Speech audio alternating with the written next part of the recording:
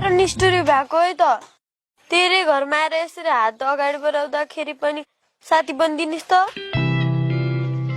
हेरो सीमा, म गयो भने फर्केर आउँदिन नि फेरि।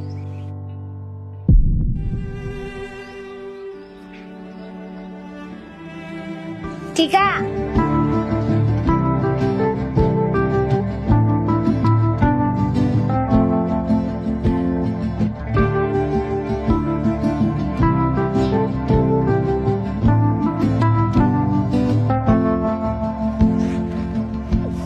आजदेखि तर म साथी साथी भएँ है।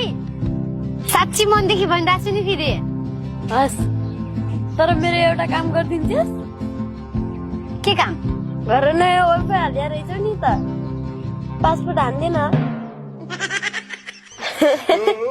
यति काम गरिदिनु भयो साथी। कसरी पाइसो वाइफाईको पासपोर्ट? मलाई त पर बाटोपट्टि डखटियो ढुङ्गाले।